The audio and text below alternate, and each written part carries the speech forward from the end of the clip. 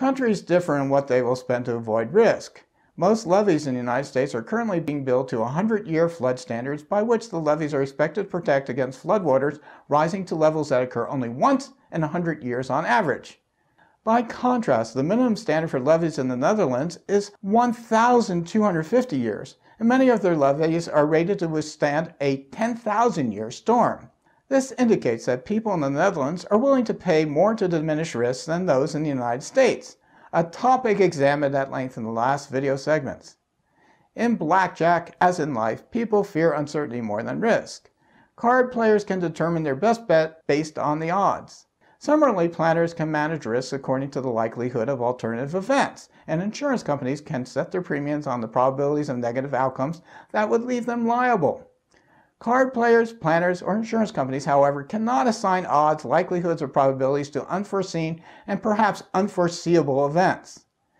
Virtually all economic decisions about climate change are rife with uncertainty. To make matters worse, climate changes in the past have led to mass extinctions. How does one place a value on avoiding the end of humankind?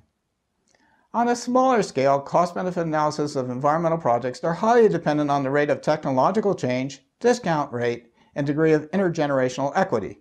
Small differences in these rates, when compounded over the long time horizons of global climate change, can lead to huge differences in realized costs or benefits. Change is hard is a common expression, and technological change is no exception. Technological change includes creation and adoption of new products as well as improvement in the quality and efficiency of existing products.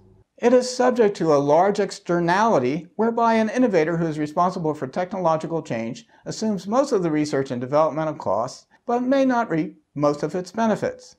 Once an innovator reveals a piece of technological knowledge, it becomes available to all. Moreover, technological knowledge, unlike other goods or services, does not wear out with repeated or simultaneous use. Because consumers in a free market are not willing to pay for something that may become freely available and inexhaustible, investment in research and development dwindles and technology stagnates. An example mentioned earlier is that deregulation of the electric power industry has made it more responsive to market forces, yet has not stimulated sufficient investment in research and development. Patents and copyrights are methods for compensating innovators to encourage research and development. In a patent or copyright, a government grants an inventor or author exclusive rights for a fixed period in exchange for public disclosure of the invention or work. Unfortunately, patent or copyright holders usually set the price for licensing their invention or work so high that it discourages people who would otherwise make productive use of it. From the perspective of benefits to society, patent or copyright holders should grant permission at a low price to anyone who would use their invention or work, because the marginal cost of this use is practically nil. Then again, such a compensation scheme provides little incentive for innovation. Technological change to address global climate change suffers from a second externality, the tragedy of the commons. Free markets place little value on Earth's atmosphere and thereby place little value on efforts to decrease greenhouse gas emissions. Governmental policies that would raise the price of greenhouse gas emissions, such as an emissions tax or cap-and-trade system, would stimulate technological change in this area. The United States and most of the world, however, have delayed implementing such policies.